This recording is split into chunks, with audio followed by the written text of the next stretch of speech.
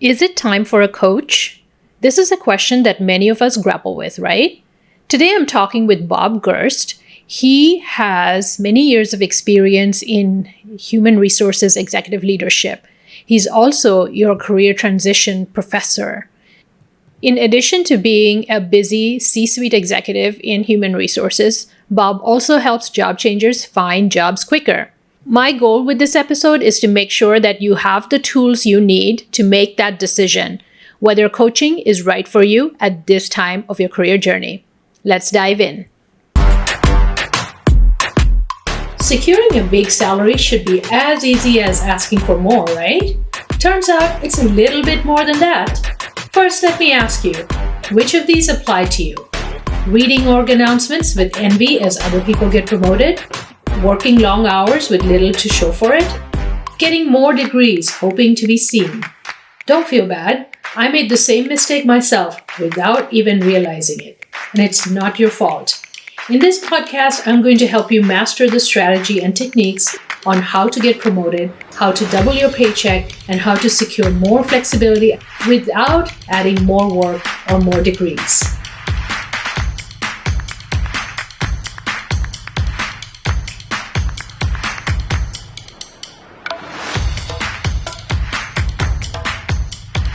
You are listening to Salary Negotiations Made Simple, the show that builds your confidence and inspires you to negotiate for the career you deserve. Do you want to double your salary, secure an ideal career, and increase your confidence to powerfully negotiate every career move? Then you are in exactly the right place. Hi, Bob. Welcome to the studio. Hey, Dorothy. Thank you so much for inviting me. I've been looking forward to this for a long time. Likewise. Can you get us started with a bit of introduction about yourself? Oh, yeah, sure. I was born in a log cabin. No. I have been blessed. I've had a great work and personal life. I've started up several HR functions in the past with companies. I've worked with down in Las Vegas with two of the major hospitality gaming companies with thousands of employees. I've worked in Asia Pacific region area, so I've had international experience. And now I'm with one of the largest hop producers in the world. So I think I've touched on 6 or 7 different industries, different sizes. And one of the things that has always interested me is coaching. I became several years ago a certified executive coach, and my niche is people that are in transition, college senior to first job, between jobs to entrepreneur, and jobs to retirement. It fits in nicely since I've had 50-some years worth of recruiting experience. It's been a great career overall. Yeah, I'm so happy that you're here to share. And it's great that you have that recruiting background, your HR leadership, as well as now you're a coach. Would love to get started right there. When do you think coaching really pays off? Should people still get a coach, or with all the technology that we have out there, you can figure it out on your own? Yeah, I think it really depends on the individual. I think that if that person is open to growth and open to change, I think that kind of person can really benefit from a coaching experience. It takes the person wanting to examine their behaviors, examine their beliefs, and they need to want to have activity moving forward. So if they bring that curiosity, if they bring that commitment, then I think that coaching can unlock some really tremendous potential in the person. Mm-hmm. Do you have any examples where you would talk about that tremendous potential that did get unlocked because of the work? I'm sure you have quite a few to pull from. Yeah, I had a client who was really not being treated the right way by his boss, and wasn't getting the kind of development, wasn't getting the titles, wasn't getting the compensation. And the client was really going through all kinds of mental games in terms of, see, that just proves that I'm not worth this, and I'm probably not as good. So I'm fortunate that I even have a job, and all of those kinds of noises that go on in our head. And we spent a fair amount of time talking about those issues and really uncovering that they weren't true at all. The problem really lied in the boss, not in my client. And then once we made that switch, then we started talking about how he was going to approach his boss for the development plan, for the performance appraisal, for a review of his title and therefore compensation. And I just found out a couple of weeks ago that he got promoted and he got about a $25,000 bump in his salary. He was happy and I was happy for him because he deserved it. Yeah. And what a gift, right? From thinking that you don't have value or questioning your own worth to not only making money, but also getting that validation from his coach that the problem wasn't him. Yeah. You really, from my standpoint, an effective relationship between the coach and the client. The client has to feel a mix of discomfort with their current state of affairs, and he finally got that, and then an excitement or a curiosity about something that could be different for himself. Now, it's real important that your listeners understand we're not psychoanalysts, we're not psychiatrists, we're not, trying to figure out, does this all come from some bad childhood or someone called them a nasty name in high school or something like that. That's not what we do. My belief is that I function as a coach to help bring out of the person what they already know. And I do that through effective questions, good listening skills. I think that a good coach needs to have some history themselves. That's why I think that my HR background is useful, because I've worked with lots of different people in lots of different situations. And I think I can help that person put their situation in some kind of context so that they can see that path forward. Yeah, that is a very good point. It's not about cognitive behavior therapy, none of that. It's really, if you've walked that path before in some way, you can show somebody coming behind you the path that worked for you or what could work for them, and guide them to that where they want to go. Yes, that's correct. Mm-hmm. So you mentioned a little bit about when you're ready.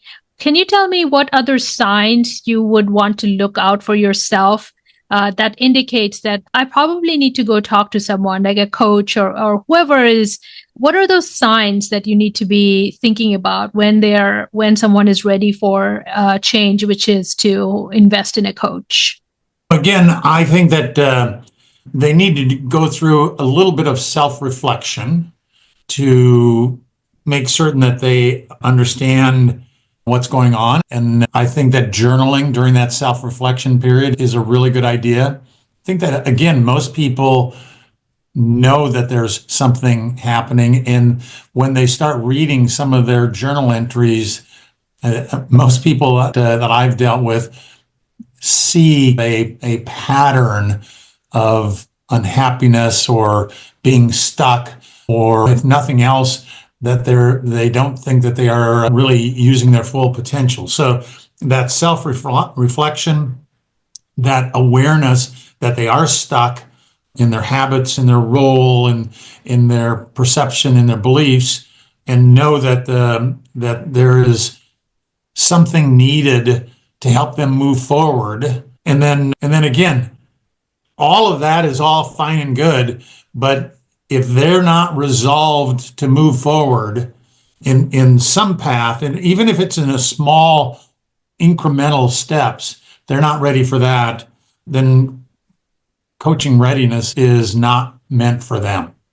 Yeah, it's great that you share that because you as a coach or I as a coach don't want to work with somebody who needs convincing, right? Because then you're not ready to receive the messages or the accountability. 100%. I once upon a time when coaching in the corporate world used to be someone and they were earmarked, okay, at least the company could say, we even provided a coach to try to work on that. The problem with that is that person had no interest in moving forward because they knew that was the red mark against them. And they came in downtrodden and concerned and no interest in applying any positive energy to work through this. And because they were probably out looking for a job because they knew that they had that red mark. Yeah. The good news is we have grown from that. And actually, we have used effective coaches for lots of high potential people. Many of them that I coach are rated outstanding in their last several performance reviews. They want to be, even higher potential than that, taking on new and greater roles and responsibilities. But maybe they are good technically, but they haven't had as much in terms of managerial skills, leadership skills. That's one of the examples. And so we talk about ways that they can get those kinds of experiences and have that broadening experience for themselves. Yeah. Yeah. Fantastic. Now, switching gears just a little bit, Bob, you in your website and your writing, you talk about this a lot, and I would love for you to share with our audience. You talk about a problem focused mindset and then a potential focused mindset. What are these, and how do you move from one to another? Yeah, we've all seen both kinds of individuals in our work life and our personal life. That problem-focused mindset person is always looking on what's lacking. Where are the challenges at? They use words like, I don't have enough experience, or I always make the wrong decision somehow. I'm just not cut out for this role. And you can see it even in kids growing up. When the kids say, and I get this all the time from young women that I'm coaching, I'm not good at math. That isn't surprising. Girls aren't. Well, that's going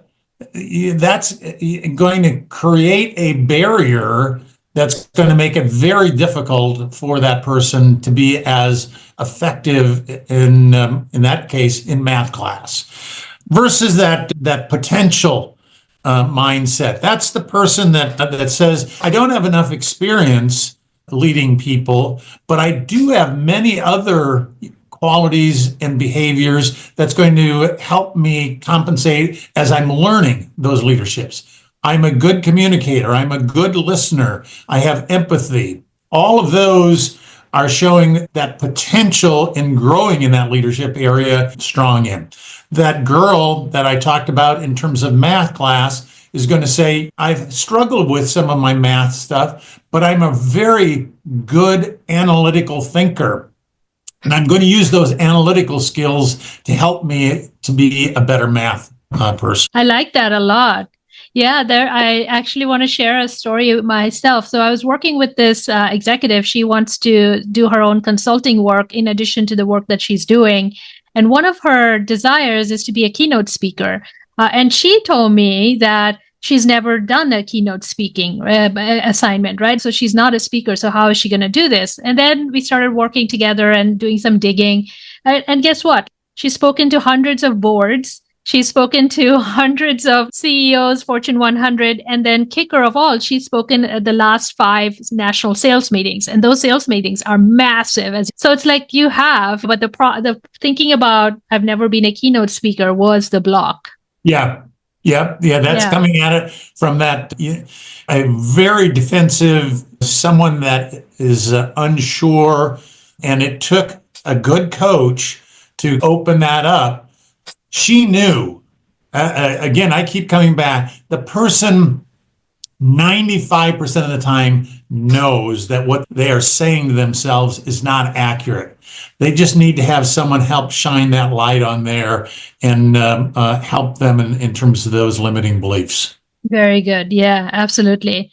So if you are feeling stuck, if you are either in that problem focused mindset, or if you're just generally stuck in your career and you feel like you're not getting put in this kind of high potential bucket, you're not getting promoted, what are some small steps that they can take today to start moving towards that tremendous potential that we all have?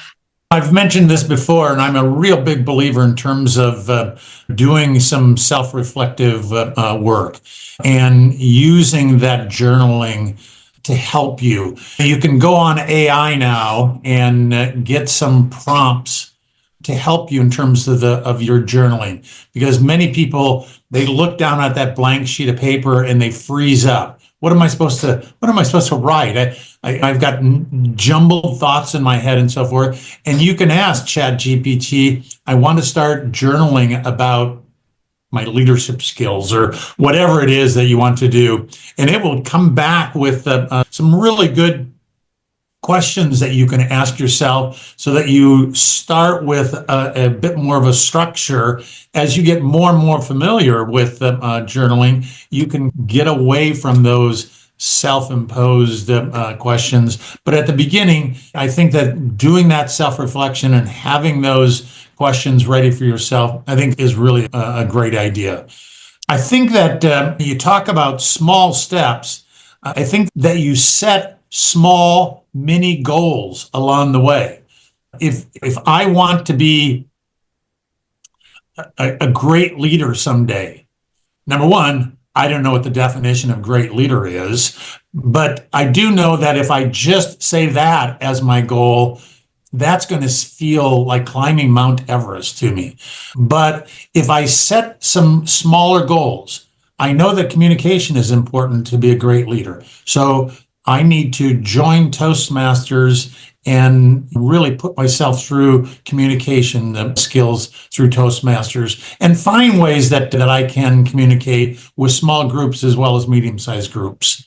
Setting those small goals that align with what it is that you're trying to get to, I think is really one of the steps to help make that major change much more doable. I think that it's important that you find out from people that you trust and get some feedback from them. I think that they can highlight some of the areas of your strength so that you can continue to build on those, and maybe some of the areas that you're not as strong at. If you can't find someone that you think can be pretty open and thorough with you, that's when that coach can come into play for you. And coaches can use lots of different techniques to help find those areas that you need to grow into. And then I'm a real big believer, give yourself some grace. Don't beat yourself up in terms of areas that you're not as strong in, or that you fall back in. When you have some of those small victories, I remember the first time that I had to run my own meeting. It was 48 years ago, but I remember that. I remember my manager at the time describing for me what a good meeting was going to look like, what are the component parts, and I pulled it off. And she sent me a note that said how proud she was of me, and I went out and bought myself a cupcake that day to celebrate that. It's okay to positively reinforce those experiences that have turned out well for you. Oh, I like that a lot. That is fantastic. Yeah, celebrate the small wins, right? We tell people and we just don't do it for ourselves. So that's a great reminder. Thank you for that. Yep. Yeah. When you're journaling, just one more question on that. Are there some problem-focused mindset things that could come up for you that you need to be on the lookout for? Just, I'm not good at math. What are some things that you could be like on the alert for? Yeah, I think it's all in the language used and the directional that I doubt if anyone's going to say I'm bad at math. Yeah. But I do think that they're going to say things like, I really enjoy history and I'm good at phys ed, but I don't look forward to that third period, which is my math class. Then again, if you were with a coach and you started talking about that, the coach would ask you, now, what is it about math that you don't like as well in your schedule? Because you have that down in your journal in a couple of different places. It just doesn't work with me, and I'm slower than the rest of the class, and so forth. Spend some time. A good coach will say, let's spend some time really thinking in terms of that. If you're good in history, that means that you're good with details and you're good in terms of connecting things. And isn't that what math is really about, to do equations? And so you probably do have some skills that you can use in your math to help you with that. You just you need to go into it thinking that you have those other skills that can help you with that. Fantastic. I love that. Thank you very much, Bob. All right. Very last part of our podcast, Bob. This is the rapid fire. What is your favorite book that you would want to share with our audience? I'm an oldie classic, and maybe many of your listeners have not seen this one or read this one, but Viktor Frankl's book, Man's Search for Meaning, speaks to me. It's all about resilience and purpose, and about we can't control our circumstances, but we can control how we respond to those circumstances and the environment. It's a pretty easy read. It's 100 and some pages, but I want to tell you, when you get done with it, my experience is that you want to read it again and again. I had a manager one time that it was their New Year's resolution every year. They reread it sometime during January. That's how much it spoke to them. Wow. And such a story of resilience there with Viktor Frankl. So amazing. So, of course, I'll put that in the show notes as well. And the next one, are you ready for this one? Yes, shoot. Favorite movie? Again, this isn't a current one, but it's been around for a while. It's The Pursuit of Happiness. Will Smith. And again, there's a common theme for me. He's a sales guy, single dad, really has a tough life, but he shows again what that resilience, what that determination, and I think very important, he shows how critical it is to hold on to one's dreams and don't let anyone get in the way of your being successful in living out your dreams. It's not one of those Saturday night with popcorn. It's going to make you think. Yeah, and lots of tears, if I remember it from when I watched it. Yes, you're right. Thank you for sharing that. Absolutely. So where can people reach you if they want to work with you, Bob? Yep, I'm on LinkedIn, and I have a contact page on LinkedIn. My podcast, People in Transition, I'm up to 115 episodes now, and so I feel pretty good about that. And you can find that on Apple, Spotify, YouTube, and I'm very interested. I'm very committed to helping everyone find their next great job easier and faster. The good news, Dorothy, is that most people are not very good at finding jobs. That's because they don't have a lot of experience at it, which I guess is good.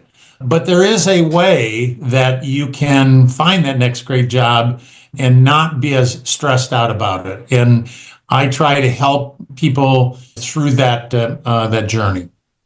Yeah, of course, I'm a huge fan, Bob, and love your podcast. And congratulations on 100 plus episodes. Thank you for joining. Dorothy's one of my guests on there. Make certain you find that one. She did a great job. Thank you very much. And thanks for sharing your insights. And I'll speak to you soon. Thank you. Take care. Bye. There you have it, my friends. Some real life experience-based answers on when do you think coaching really pays off? And some fantastic tips on what to do if you're feeling stuck and unsure of where to begin.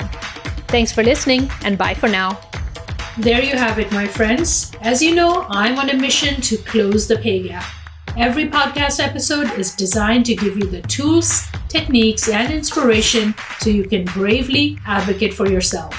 Thank you for listening, and bye for now.